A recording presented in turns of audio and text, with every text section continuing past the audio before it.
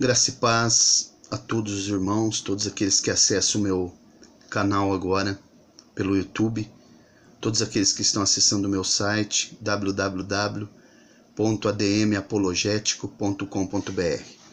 Estou voltando aqui para a gente tratar um pouquinho sobre a EBD, Escola Bíblica Dominical. Estou bem afônico porque a umidade relativa do ar aqui na minha cidade está muito baixa. Mas a gente vai falando aqui e eu acredito que vai ser muito bom para os professores. É uma pré-aula, né, que a gente tem feito aqui, colocado no site.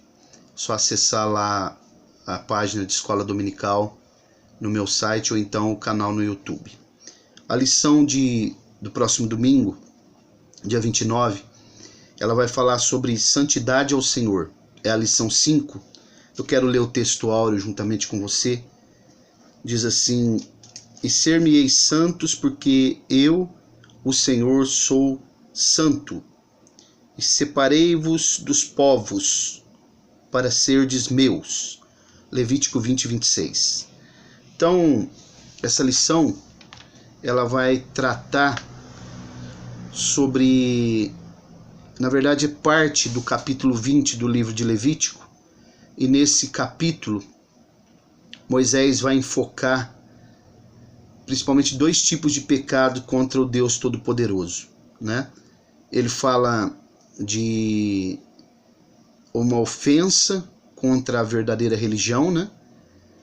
E ele mostra que esse tipo de insulto no tempo da lei, ele era punido com a morte, ok? E ofensas também contra a família. Isso daqui é muito importante a gente também fazer uma aplicação para os nossos dias. Então aqui essa palavra santidade, ela vem da raiz kadosh, né? Significa santo.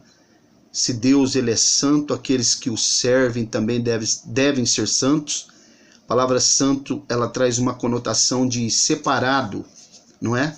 A própria palavra no Novo Testamento para a igreja, que é usada do grego, eclésia, significa chamados para fora do mundo, né? A igreja, ela é como o navio. O navio está dentro da água, mas a água não pode estar dentro do navio. A igreja está dentro do mundo, mas o mundo não pode estar dentro da igreja. Então acompanhe comigo que essa questão de santidade, ela é muito importante em toda a Bíblia, não só no Antigo Testamento. Não envolve só o culto levítico, os levitas, os sacerdotes, os hebreus do Antigo Testamento, mas também, sobretudo agora, para nós, a igreja. Somos a igreja. E a santidade, ela não é, para ser santo, não é tão pesado como muitas pessoas dizem, né? É pesado. Já houve pessoas que congregaram comigo aqui na igreja e disseram: é muito pesado, é muito dura a mensagem, porque a mensagem tem que ser séria. A mensagem é confrontadora, sim. O evangelho cristocêntrico, ele confronta. E a palavra de Deus diz no Novo Testamento que os mandamentos de Deus não são pesados. Então, observem que a santidade, o comentarista diz aqui que é uma marca do povo de Deus, né? Então, é necessário que nós façamos tudo com santidade, em todos os momentos que nós estivermos. E isso, segundo 1 Tessalonicenses 5:23, não envolve só o nosso corpo, mas envolve o espírito, alma e corpo. Os três compartimentos, né? As três áreas do ser humano. O homem exterior, que é o nosso corpo, e o homem interior, que é o nosso espírito e a nossa alma, deve viver em santidade. A santidade, ela deve ser uma marca nas nossas vidas, sempre, né? A santidade, ela, como eu disse, ela deve ser interior, né?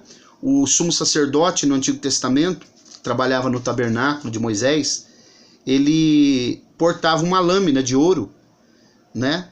Que era colocada na sua mitra sacerdotal e trazia uma advertência. É só você ler Êxodo 28:36, que dizia santidade ao Senhor. Em nenhum momento o sacerdote poderia atuar no tabernáculo, sobretudo também na questão do dia da expiação, uma vez no ano, como quando o sumo sacerdote entrava no lugar santíssimo, ele deveria entrar em santidade, porque ele corria um sério risco de ser fulminado lá dentro.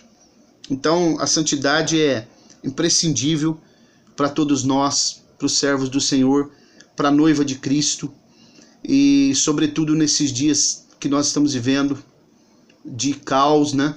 De um evangelho barato, híbrido, que está sendo pregado, um evangelho espúrio, um evangelho cheio de facilidades, de sutilezas, um evangelho diluído, um evangelho sem credibilidade, um evangelho que não exige renúncia, um outro evangelho, né, que Paulo fala em Gálatas 1, versículos 8 e 9, um evangelho totalmente maquiado, um evangelho, um pseudo-evangelho.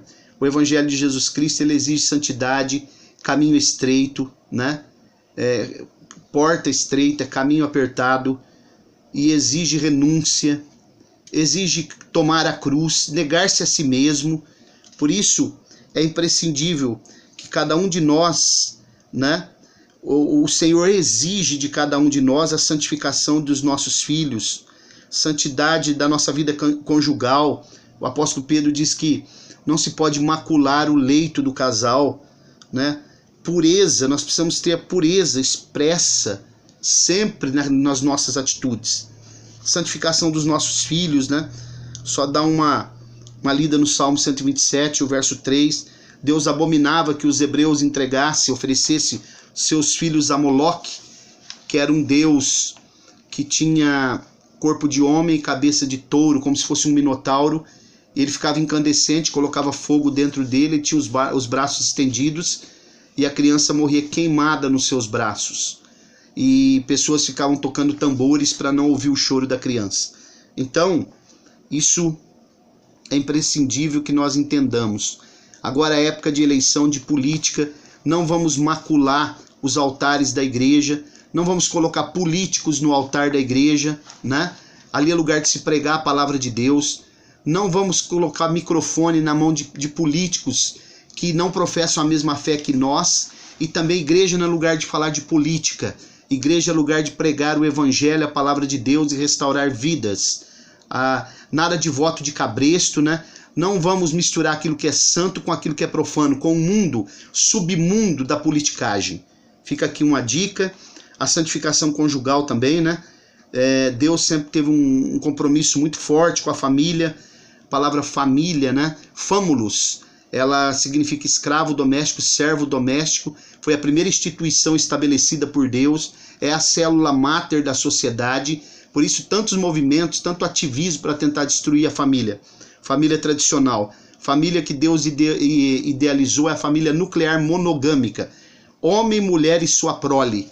O resto é falácia. O resto é invenção do inimigo de Deus, inimigos das nossas almas.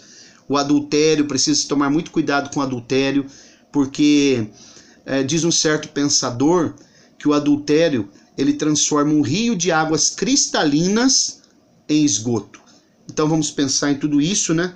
A santificação é um processo que exige disciplina, né? Ele exige disciplina, esforço e um profundo amor a Deus também. Temos que ter disciplina. E nesse processo ele pode ser lento, pode ser doloroso, né? Mas o Senhor também ele nos capacita, ele nos santifica. Aliás, isso daí, a santificação é um dos 3 pilares da doutrina da salvação, da soteriologia, né? Justificação, regeneração e santificação, ok? Vamos guardar essa palavra no nosso coração. Eu vou ficando por aqui. Espero que você aproveite esse subsídio e possa aplicar na sua classe de escola dominical. Deus abençoe a todos. Até uma próxima, se o Senhor permitir. Abraço.